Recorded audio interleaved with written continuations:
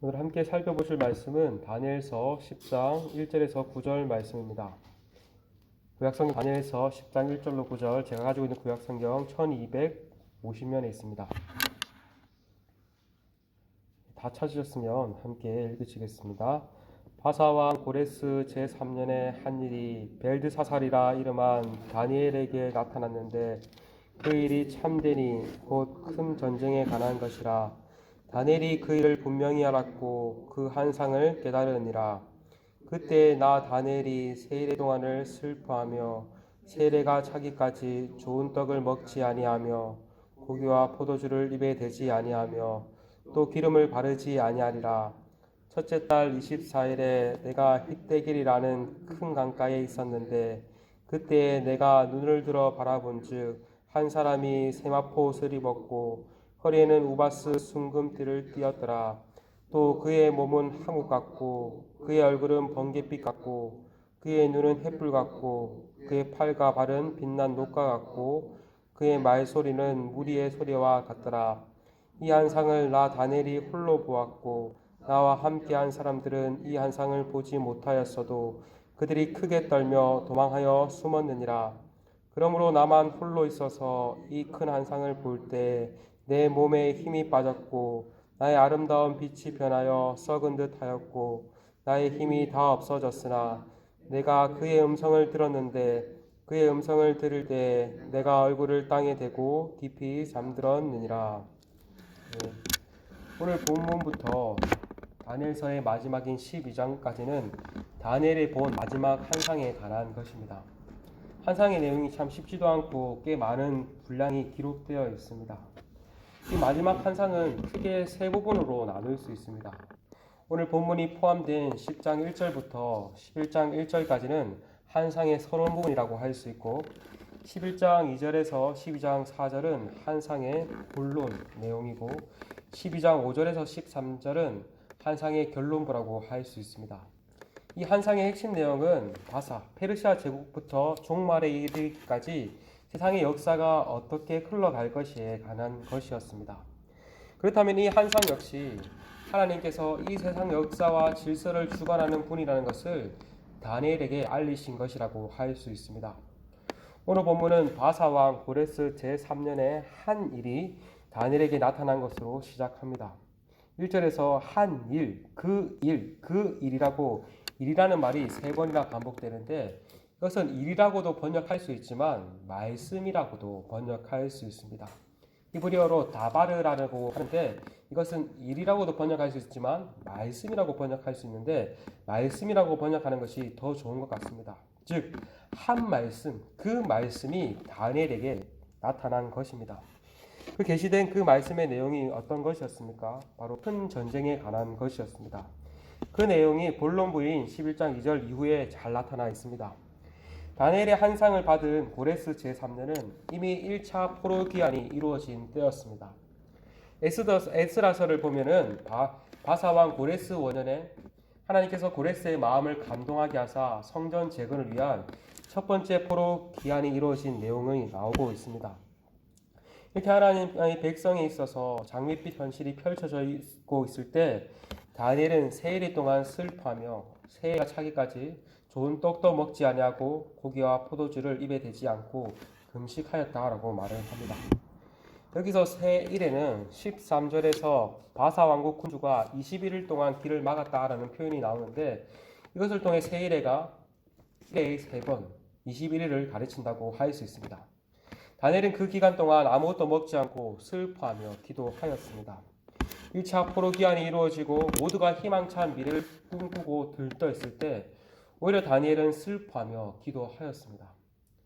서울 오른교회에서 11월이 되면은 21일 동안 다니엘 기도회를 진행하는데 아마도 여기서 모티브를 따온 게 아닌가 싶습니다. 우리가 앞선 본문을 통해서 살펴보았지만 다니엘은 진정한 기도의 사람이었습니다.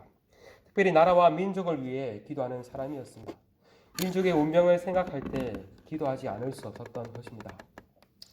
유대력으로 첫째 달은 니산옷으로 불리는데 이 달은 많은 절기가 있는 축제의 달입니다. 우리의 신정에 해당하는 1일에 나팔절이 있고 14일 저녁에는 유월절이 있고 15일부터 일주일간 무교절로 지켰습니다. 첫째 달은 축제의 절이죠. 그런데 다니엘은 이 첫째 달 24일까지 금식하였기에 유교절과 무교절에도 금식했음을 알 수 있습니다. 민족에게 펼쳐질 운명을 생각할 때 마냥 기뻐할 수 없었던 것이죠. 서로 모두가 현상만 바라보고 희망을 노래를 부르고 있을 때 다니엘은 영적인 민감함을 가지고 실체를 볼 수 있었습니다. 그리고 그 실체를 보고 기도하였습니다. 이것이야말로 오늘날 이 시대가 필요한 다니엘과 같은 사람이 아닌가 생각됩니다. 우리는 다니엘 하면은 지혜에 너무 집중해서 다니엘이 기도의 사람이었다는 것을 놓치기가 쉽습니다. 그러나 다니엘은 참 지혜의 사람이었을 뿐만 아니라 참 기도의 사람이었습니다. 기도하는 사람이야말로 사실 환상을 제대로 파악할 수 있으며 이 시대를 제대로 읽을 수 있으며 그런 사람이야말로 참 지혜의 사람인 것이죠. 바라기는 이처럼 모두가 현상만을 바라보고 희망만을 노래 부르고 있을 때 우리 또한 영적인 민감함을 가지고 이 세상의 실체를 바라볼 수 있어야 합니다. 바라기는 우리와 우리의 자녀들이 이러한 기도의 사람이 되었으면 좋겠습니다. 모두가 근거 없는 소망을 품고 희망을 노래할 때, 들뜨며 살아갈 때 기도함으로써 이 시대를 바르게 읽고 이 시대를 향한 하나님의 뜻을 잘 분별함으로써 기도하는 그런 우리 모두가 되기를 소망합니다. 다니엘은 이렇게 금식을 마치고 첫째 달 24일에 히데겔 강가에서 환상을 보게 됩니다. 4절에서 5절 6절입니다. 첫째 달 24일에 내가 히데겔이라는 큰 강가에 있었는데 그때 내가 눈을 들어 바라본 즉 한 사람이 세마포옷을 입었고 허리에는 우바스 순금띠를 띠었더라. 또 그의 몸은 항욱 같고 그의 얼굴은 번갯빛 같고 그의 눈은 횃불 같고 그의 팔과 발은 빛난 녹과 같고 그의 말소리는 무리의 소리와 같았더라. 이 다니엘이 본 것은 보통 사람과 같아 보이지 않습니다. 천상의 존재와 같아 보입니다. 에스겔이 그발 강가에서 본 네 생물의 모습과도 유사해 보입니다. 그런데 우리는 이 환상을 요한계시록 1장에서 본 환상과도 매우 유사함을 알 수 있습니다. 요한계시록 1장의 인자 같은 이와 더 유사해 보입니다. 계시록 1장 12절에서 16절에 이렇게 말합니다. 몸을 돌이켜 나에게 말하는 음성을 알아보려고 돌이킬 때 7 금촛대를 보았는데 촛대 사이에 인자 같은 이가 발에 끌리는 옷을 입고 가슴에 띠를 띠고 그의 머리와 털의 희가 흰 양털 같고 눈 같으며 그의 눈은 불꽃 같고 그의 발은 풀무불에 단련한 빛난 주석 같고 그의 음성은 많은 소리와 같으며 그의 오른손에는 7별이 있고 그의 입에는 좌우에 날선 검이 나오고 그 얼굴은 해가 힘있게 비치는 것 같더라. 다니엘서 오늘 본문인 10장에서 복장을 말하며 세마포 옷과 허리에 순금 띠라고 말하였다면 계시록에는 발에 끌리는 옷과 가슴에 띠로 말하고 있고 다니엘서 얼굴은 번갯빛이라고 말하였다면 계시록에는 햇빛과 같다고 말하고 있고 다니엘은 눈은 햇불이라고 말한다면 계시록에는 불꽃과 같다라고 말하고 다니엘은 목소리에는 무리의 소리라고 말한다면 계시록은 많은 물소리와 같다고 말하고 있고 끝으로 발은 다니엘에서 빛난 녹과 같다고 말한다면 계시록에는 빛난 주석과 같다라고 말을 하고 있습니다. 이처럼 다니엘서 10장은 요한계시록 1장에서 나오는 인자와 같은 이와 매우 유사해 보입니다. 특별히 계시록에서 말하는 이 인자와 같은 이는 부활하신 예수 그리스도를 가리킵니다. 그래서 전통적으로 교회는 이 다니엘이 본 천상적 존재를 구약에서 예표해둔 예수 그리스도로 보고 있습니다. 그러나 일부 학자들은 다니엘 10장에 나오는 이를 계시록에서 말하는 예수 그리스도로 보지 않습니다. 하지만 우리가 성경의 전체 문맥 가운데 살펴볼 때 오늘 다니엘이 본 이 분이 바로 구약에 예표된 예수님이라고 보는 것 또한 무방할 것 같습니다.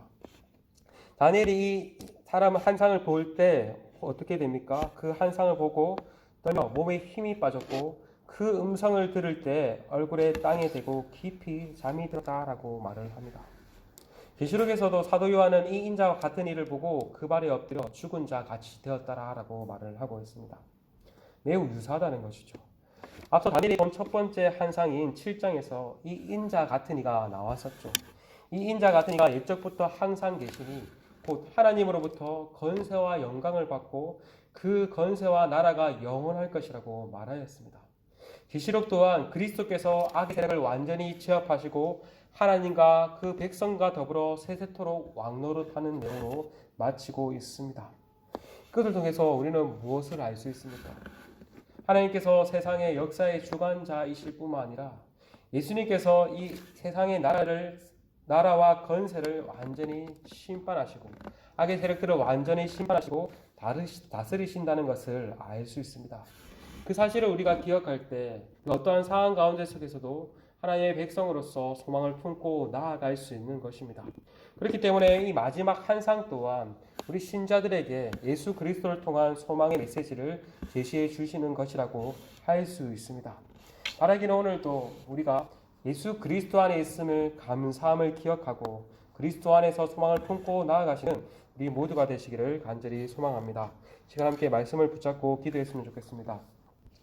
오늘도 우리가 정말 기도함으로써 이 시대를 향한 하나님의 뜻을 잘 분별함으로써 또 이 나라와 이 민족, 이 세상을 품고 기도할 수 있는 그러한 기도의 사람이 될 수 있게 하여 주시옵시고 어떠한 상황 가운데 속에서도 흔들리지 않고 소망을 품고 나아가는 우리와 우리 공동체가 될 수 있도록 하나님 은혜를 허락해 달라고 시간 함께 기도하시며